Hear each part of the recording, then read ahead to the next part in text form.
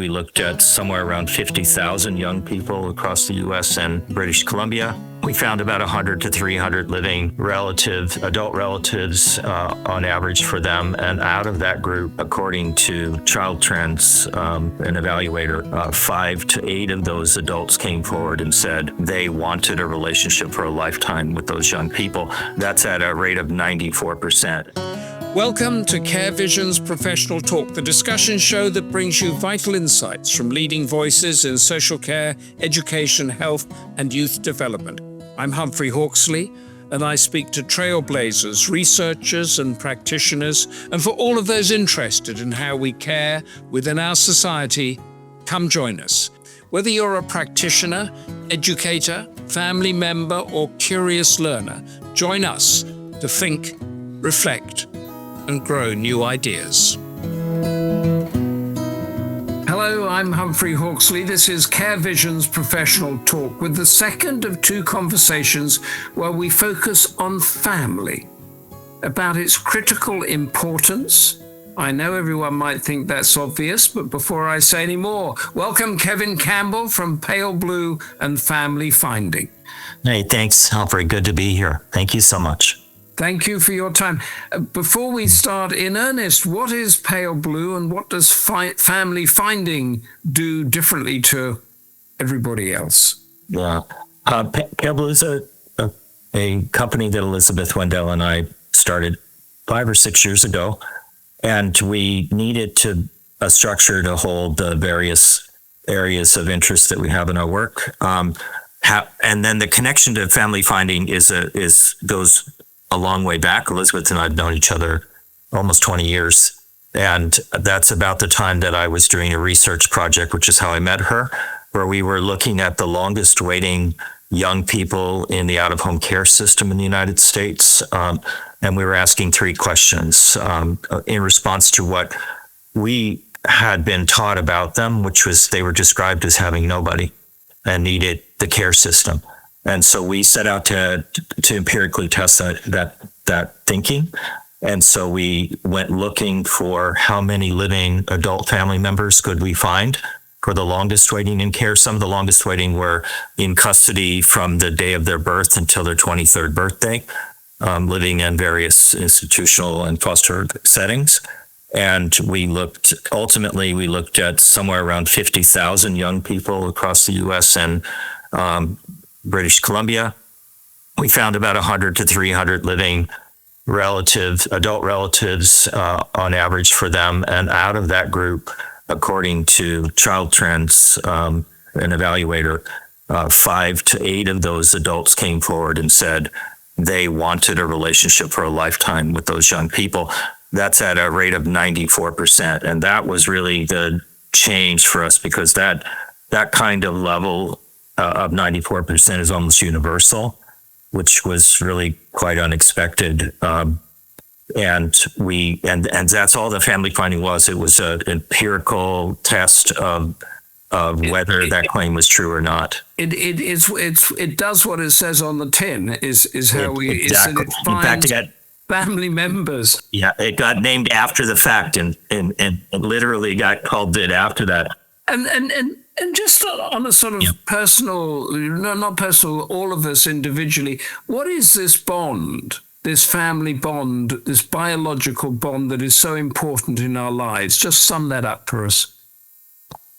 Well, that story's changed over time. You just said something really reaches me. You used the word biological bond. I think we've seen in neuroscience, genomics, and the biological sciences, a more and more clear message that it is literally a biological bond, that the connection, the child's connection to particularly their parent, especially their mother, is a biological one, not a social one. And so when we separate them, even when that is for good reasons, there are consequences. Yes, it's biological, not emotional and not social. It's something that's deeply. I want to go into that a little bit later, but before we go there, how did you get into this line of work? did you want to be president of the United States or an astronaut, or you ended up? I wanted to be a painter. I went to school to be initially to be a fine artist, and ended up getting a scholarship in the theater as a set designer. And while I was doing that, I got a job doing fine arts work for city government with children and their parents. And I got experiences working with kids and their parents, which I enjoyed very much. And when I left my local community to come to Seattle to go to school, I needed to find a job. And it turned out I got a job actually not working with children, but working with adults at the ends of their lives. While I was doing that, I was going to school, and the more I worked in human services, the more drawn to working with people I became, than thinking less as an artist and more in my work with humans. And at what stage did you realize, if that's the right word, about this family bond that there was, about the need of it, the necessity of it for a healthy life? For a time, I became a foster parent with teenagers. Mm-hmm. And this would have, been some years ago. It was in the late 80s. And I got to know, I began to encounter these relationships with these older young people who were said to have no one. And how I became a foster parent is I was told they needed someone. And that I felt compelled by that. And what happened was we started to see research, finally, investments in research around this system being made. And at the end of the late 90s, mid to late 90s, we began to get research back on what you call care leaving, what we call aging out. And I was really undone by it. I was undone by it because it's being a foster parent in that role, that having that responsibility is a personal one, not just a professional one. It's a personal experience. And I'm seeing that the outcomes, if you would, the life outcomes for people who had these experiences called foster care, are really, really troubling and not what I thought I was part of. And that really, I was undone by it. It really attacked my sense of why I was here and what I was here to do. And I thought that the work remained compelling and crucial, but that it raised big questions about whether the institutions we were using were the right institutions for something so important. And I created the family finding research as a result of that crisis. I was working for Catholic Charities, the Seattle Archdiocese, which is the largest Catholic social service institution in the United States, west of the Mississippi. And they had a very strong family preservation component and unit of the organization with a lot of history. And I had an opportunity to work with them. And they supported, first of all, I was learning a great deal working for them. And secondly, they were really supportive of the research that became family finding. And that empirical question connects directly to my personal crisis. I was unsatisfied with the foundations of what I was told the institution was built on, and I wanted to raise questions about it. Yes. And I think one of the bits of the research that one stable relationship with a person who cares about a child can change that child's whole life. Yeah, let me say that is every. I think Yuri Bronfenbrenner comes to mind most directly. He's not alone. But you go back to Bronfenbrenner and his work, and everything we've seen for 60 years in the literature said it only takes one. It takes one adult.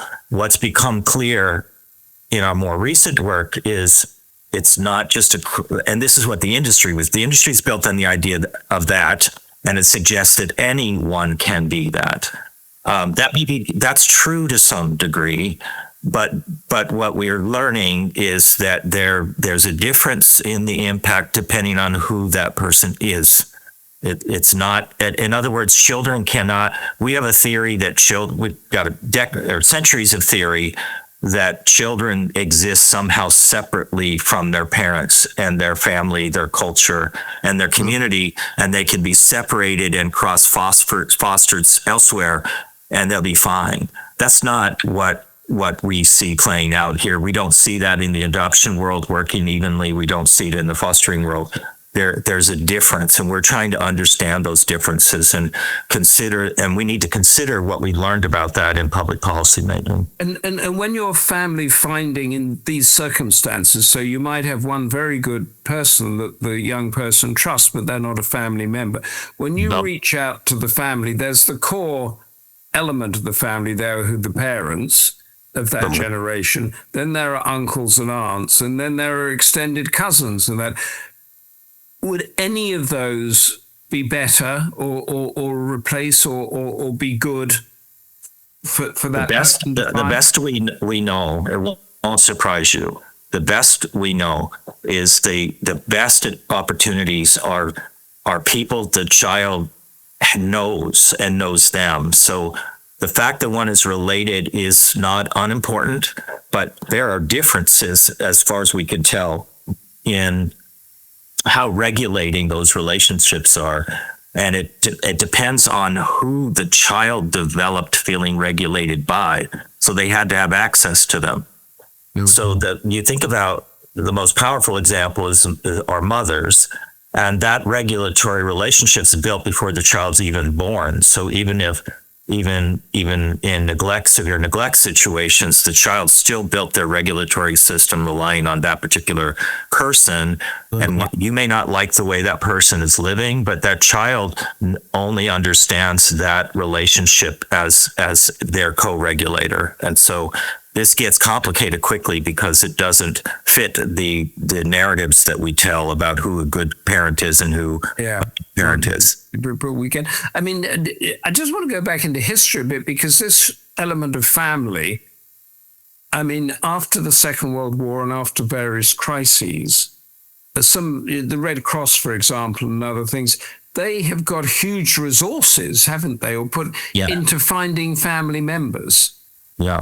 So global resources. It's global. So just how does that sort of concept of these massive institutions to what you're doing on the ground, is it the same thing? Well, it is. I used the work of the Red Cross and also the International Rescue Committee, which you may not be familiar with, but you'll know its founder, Albert Einstein. And also Einstein, affected by his experiences during the war, founded or co-founded the other IRC, and both of them have a connection to the war. And also, by the way, World War II, when I say the war, I should be clear with the Red Cross, it's also World War I. Here's what's important to understand is the question is, why does the Red Cross why is it built a global design for this? And the answer is the big lessons beginning with World War I, and the lessons become even more clear in World War II, is that when government is involved in breaking your family apart, and they do it regardless of your interests, they're indifferent to your experience. The belief becomes that as we see following those great wars, we see large numbers of families who have missing family members as a result of the war itself, who don't know the fate of their relatives. And what we think is that families are unable to recover from that experience for generations. So this would have been recognized more than 100 years ago when the more than 100 years ago. That's right. And so it becomes the Red Cross. I think that, actually the Geneva Convention of 1949 is where we see this come up with something called the right to know, which become this idea. So what happens is in the Geneva Convention in 49, there's a global recognition that government, when your government becomes involved in instances of war, disaster, or civil unrest. These are the three areas that the Red Cross functions in, particularly. But if your government is involved in taking a family member from you and then obscuring or hiding their fate from you, that's a crime against humanity that government leaders can be arrested and taken to The Hague and prosecuted for. Okay. It's a crime against humanity. That's the great understanding. What this was my research that led to family finding was this understanding of I can't recall if it was Article 26 or Article 23, but understanding the fundamental right that the world governments connect to families having the right to know what the fate of their family member is. It's not the right to good news. It's the right to know the truth. Know the truth. So if this was embedded in international law, as it were, in the international consciousness that long ago, how does that fit into the situation that you are up against every day when you have the government coming in and taking children away from families that aren't suited, or on the border, the separation of children from their families and their parents when they're arrested by the border patrol? Yeah. Yeah. Well, funny enough, I worked on one of those cases. Okay. The couple of, let's be clear, there's two things going on here. One is the kind of legal and ethical one, which is we have lived with since 1949 an international agreement that governments cannot forcibly separate their citizens from one another as families without keeping them informed and given a provision to know the fate of that person. That if governments that do that without guaranteeing those rights are at risk of being, at least national leaders are at risk of being arrested and taken to The Hague. That in narrow situations, again, a civil unrest and war, for example. That's one thing that's going on. The other thing that's going on is that is on the Red Cross side of it, is what they show us through their work for now generations, is that through the investment of the network they have built, they more often than not find the truth about what happened to those separated family members, and they bring that information back to the family. Mm-hmm. I'll get more recently. You think back to the early 2000s and the wars in Afghanistan and Iraq and the effects in Syria and other places, and the displacement of migrant people at large numbers. One of the things the Red Cross did was they built, using technology, they built facial recognition software.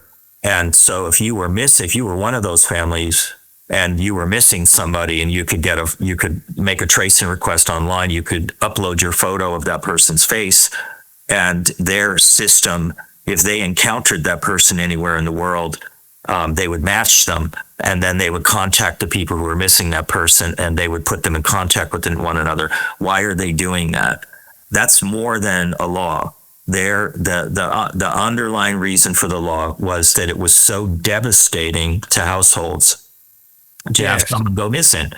The context for me when I looked at that, because it doesn't apply to the foster care system in the United States, but my experience was that particularly Black, Native American, Hispanic, migrant, and poor families caught up in the child welfare system were losing their children without any efforts. They were just very quickly, if the parent said there's no father, they document no father. If the parent says there's no family willing to help, then it goes in the record as there's no family. And there's no effort made to make the link. So my original research led, because of the article, the Red Cross research I had done, because of the international law work I had looked at. My work with the Congress here in the United States was that we were inadvertently violating the spirit of that law in our everyday child welfare practice, and it was unforgivable. We needed to. Can I just go into? I think it's might be part of the same research. Is what actually happens to that child or that young person. The body does not recover from chronic subordination, chronic precarity, chronic exposure to conditions one cannot do. The more adversity a child is exposed to, the higher the adult risk of depression, substance use, suicide attempt, and the leading cause to disease and death. Yeah, I think that's your research. Yes. Yeah, and others. Yeah, and others. And others. Put that in the context of, say, documented, a child is taken away from an abusive home and the parents disappear. What happens? Well, I don't want to be quibbling, but the majority of cases, children are taken away from neglecting homes. Okay. Not abusing homes. The abusing homes are quite rare, in the sense that we have about 14% of our cases are abuse, and much of the remainder are, in fact, social and economic. What happens is that you remember that and this is even more profound, because in the situation I was talking about, the Red Cross, we're primarily talking about adults who are separated and how they are harmed. This is a very different conversation, because we're talking about the separation of children. What's different about children from adults? They're developing their brains and bodies. They're going through a period of growth and development.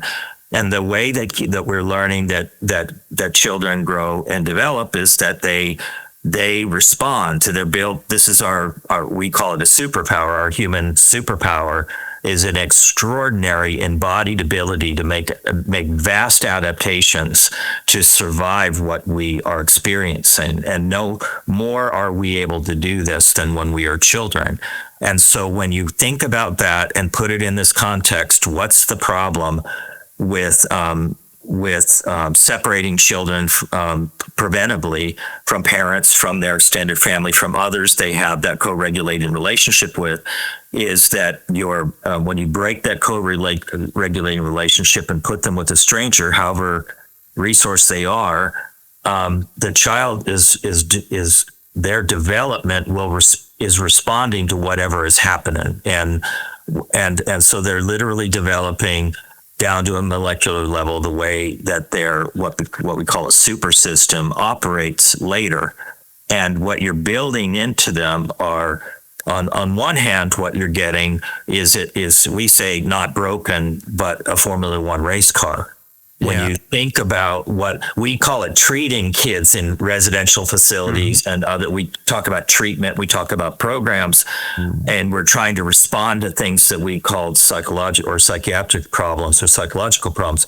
More, as much as anything, what we're learning is what you're really dealing with is the young person's response to what has happened to them, the adaptations that they have made to survive it. And the thing you're missing is a child who has the ability to make adaptations that are significant to survive what's happened, still have a capacity to make adaptation. And so the better way to think about supporting young people who've been through this is by looking at the environment and relationship and support around them, and looking to their innate ability to be able to continue to make adaptations to new experiences. So in your long experience in this, and the 20 years since you founded this, is it getting any better? Is there more awareness? Yeah, in the United States, we have Los Angeles County as probably our best example, because it's been described in the past as the single largest child welfare jurisdiction on the planet, right? So when I'm from LA originally, so I have a sense of it. But if I go back into the early 90s, they had about 60,000 children in care in that one county, right? 60,000. California had 1 of every 5 children in the out-of-home care system in the country. 60,000 of them in LA. Today, LA has under 12,000 young people in care, and that change has been a result, especially in the last 8 or 9 years, of their implementation of family finding in the county right at the period of investigation. And remember, there's 13 million people in one county. There's 199 different cultural identities. There's over 200 languages. It's a very complicated, dynamic, and stratified population. And despite all of that complexity, their child welfare system today, in some offices, averages an 80% kinship Just rate. in a nutshell, with adopting the family finding technique, just sum up what they did. They resourced it. The thing that LA did was say, we can't expect the case carrying government worker to carry this responsibility on top of all the other things they do. That's not realistic. We need to have an additional, what they call them P3 workers, but they're a family engagement worker. Every child needs a family engagement worker, and they also get a social worker. They're both social workers usually, and they work together. And that investment of the family engagement worker has essentially moved them from operating one of the largest foster care systems on the planet into running one of the largest kin first systems on the planet. And the kin first system is where members of the extended family will look after the child, as opposed to an outsider from the family. Well, that would be how we would think about it, but they're very specific. Their number is the extended relatives, as you say, about 60%. And then what they call non-offending parents, usually called fathers. They make a real effort with fathers to engage them in becoming parents for their children. And then what they call a nephrom, which gets to people who are not related by blood or marriage, but hopefully had some kind of pre-existing relationship with the child and the child with them. When you look at those three groups, you get to an average of an 80% kinship rate within 60 days. Okay. And you've done work also here in Britain, haven't you? That's right. Yeah. Could you briefly explain that? Yeah. Well, let me explain why we've done it. What we've been doing is we've been replicating what we learned in the United States in terms of our family finding research.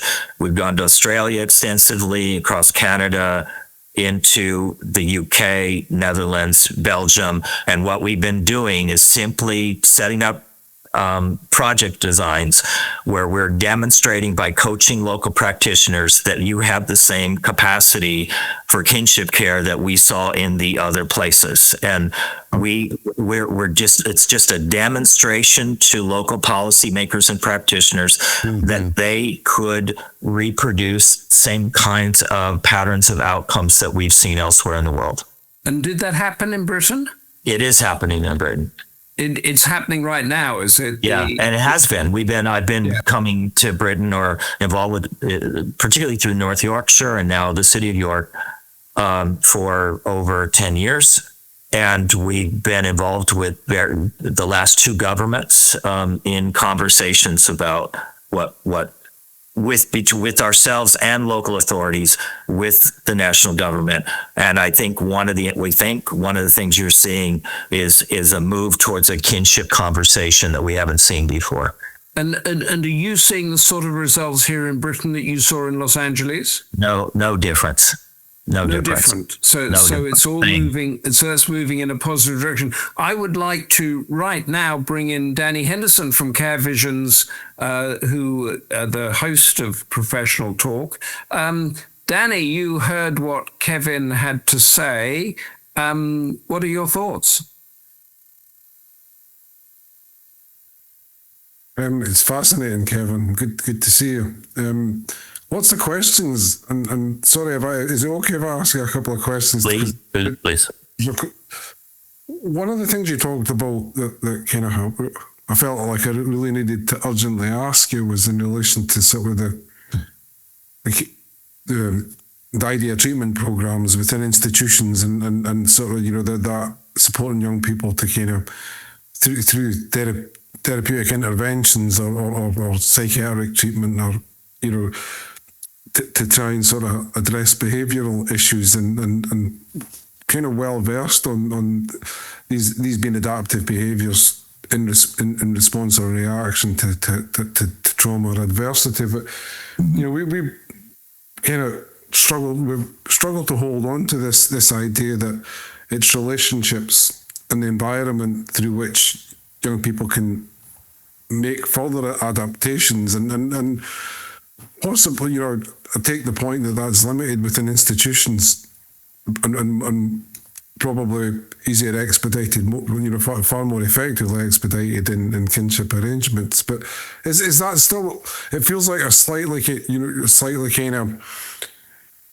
something you talked about as well in relation to your experience in art and the technocracy that's taken over institutions and this idea of care. And we talk about caring for children away from home. But whether or not that's kind of how they experience it, that's a different issue. But is that something that's changing in the States, or in terms of the treatment programs and the pathologizing of young people in terms of their behavior, or is it something that's still very much kind of? It's episodic.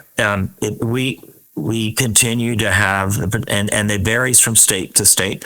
We continue to have a legacy institutional care industry that continues to work hard every day to remain an industry, and they are more successful in some places than others. But we don't. We have the evidence we have.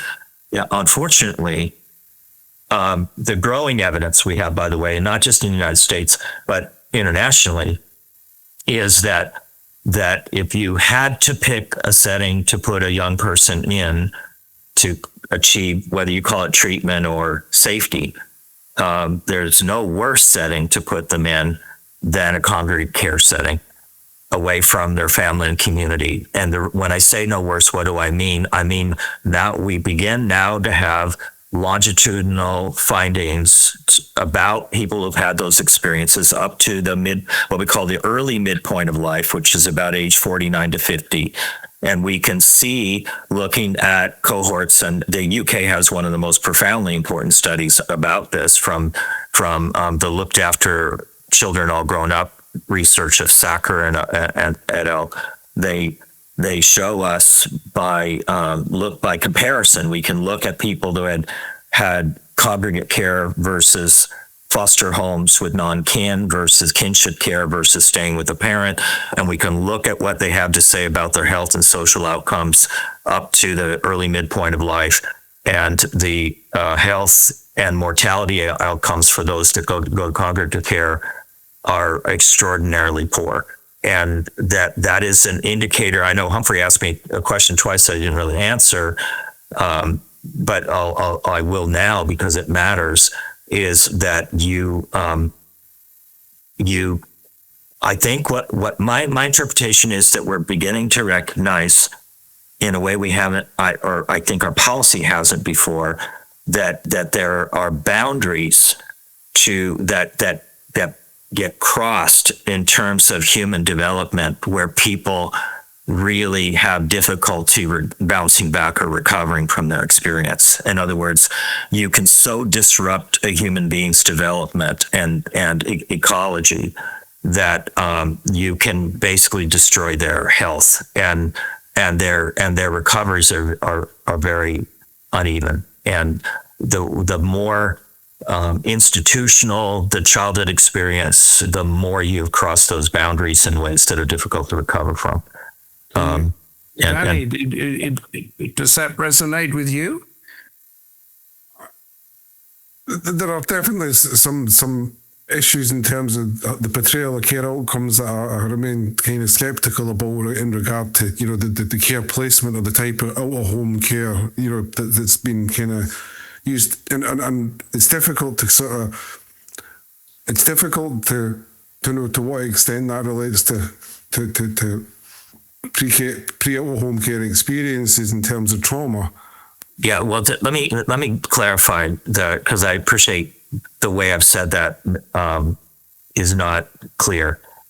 This is not a claim that the institutional placement or non-kid placement by itself produces these outcomes. What we've learned is about something you familiar with adversities in terms of counting the number of adversities, the ACEs study. That's not what's really happening here. That what's happening is what are called compositional adversities. And it's where there's no doubt that early life deprivation, could include maltreatment as well, has effect that alters trajectories for health and as by altering development itself. There's no doubt about that. But what we're seeing in the literature is that, and from my view, is that so imagine you've got that to begin with, and then it is followed by a forcible separation from your co-regulator, placed now into the care system, not just the placement, but the instability itself of the system. Morella, Elizabeth talked about Morella, had over 100 different caregivers during her 10 years of exposure, in and out of her life, breaking relationships constantly.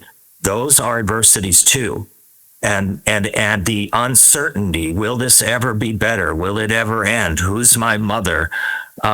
Is a context in which all the child's development is happening. So what I'm really talking about the Looked After Grown Up study, the way we interpret it, it's really a story of compositional adversity types. So maltreatment or material neglect in your first family, followed by a foster care placement or two, has a particular compositional effect versus going to grandma's house, which has a different one, which versus going to a children's home, which has a wholly different one. These are compositional experiences, and they produce predictable patterns in terms of behavior and health and psychological outcomes for people. Could I just jump into ask you both, because you pictured that situation. I think we all sort of got an idea about what it is, but where do we go from here, both in the US and in the UK? Danny, firstly, what, given what Kevin said and what we've heard, what is the best thing to do? Should government do it? Should people like Care Visions do it, and what should it be? I mean, I think it's a whole ecology task. It's a moral issue rather than a kind of policy issue or an ideological issue. So I think one of the issues that surround in terms of institutional care and child protection systems is there's an extent to which is sort of seen as something that sits outside the realm of society. When actually it's what happens in society influences those kind of vagaries in terms of abuse and sometimes neglect, and so it's everybody's responsibility, Humphrey, I would say, and everybody needs to kind of lean into that and make sure that parents are supported in parenting their children. Is it the quality of this word congregate setting that you used, Kevin? That's here in our CQC guidelines with a stigma that you've attached to it. But is it not that is a bad thing, but that it has to be well run with trusting relationships and a sense of community, as opposed to it's all very well, but it's the way that they say congregate settings, as if that in itself is a bad thing. Well, I think that the congregate setting would cover a lot of different experiences, right? The means fact institutionalized, doesn't it? Well, but I think unfortunately what we can see is a real unevenness. Firstly, there are poorly operated facilities that do a lot of harm. And unfortunately they get used even though they shouldn't be open. And then I think there are also examples of organizations that work tremendously hard at doing the best work that can be done in that setting. But I need to add that, I'll borrow from Bruce Perry. So Bruce I recall Bruce a number of times using the term in his book, Born to Love, while empathy is endangered. He discusses the biological inconsistency of our institutions. So what he's arguing is whatever you think about the institutions, whatever your reasons are for it, you cannot confuse that with what is essential to a developing child and what it means for their future health. And these are very different. There's an inconsistency between many institutions we use and what we've learned about what it requires for biological consistent for children. That's why, at Pale Blue, a big focus for the last 10 years of our work increasingly has been looking at this through the health system lens instead of the child protection lens. This is so fundamental to lifelong health and social outcomes that we think that it belongs somewhere more closely related to the right to health than it is by itself a question about child safety. There is a right to health, and there are fundamental needs that human beings have in order to sustain their health. And once you cross those, you're in big trouble. If you look at Marmot's work being the best example in your context for really that conversation, right? So if you look at the social and political determinant science, it tells you a great deal, and it's very relatable. We are now running out of time, but I'm going to break my own rule, and I'm going to ask both of you, Danny and Kevin, just for one line to take away from the really interesting conversation about the family, what the Red Cross did and the importance of it. Danny, one line. Humphrey, that's unfair. It really is. There's so much in this. I think we need to attend to relationships better. I think we need to rehumanize and be and be more human in what we do. Listen, rehumanize. I completely understand that. Rehumanize those systems, Kevin. Despite the content we covered, there's never been a more hopeful time to rehumanize the systems. We have an understanding of a number of areas that were we to bring them together and apply them to the kind of public policy we might create, it would be transformative to world health and to international, to improving economies, to taking the kind of leap we need to take as humans toward a sustainable future. We have more knowledge than we have ever had before. The problem is not that we need more knowledge. As one colleague has said here, the challenge is we need to close the gap between what we know and what we do. Close the gap between what we know and what we do. I love that, and everything that, including the rehumanizing. For any comments, questions, and challenges, please get in touch with Danny or us at professionaltalk@carevisions.co.uk, or you can contact Kevin directly at www.familyfinding.org, and he will answer you. Our other professional talks with Family Findings with Elizabeth Wendell, where she actually tells the story about Morella, her daughter, and expands the conversation to illustrate different communities around the world where the family is important. And very soon we're going to be talking to Bobby Dean, Member of Parliament here in Britain, on the role of kinship care that we've been discussing among vulnerable children and young adults. But until then, thanks for being with us. Stay safe, and goodbye. To hear more episodes, discover upcoming discussions, or access free tools and resources, scroll down to the episode description for all the links. And from me, Humphrey Hawksley, and all at Care Visions, stay safe and goodbye.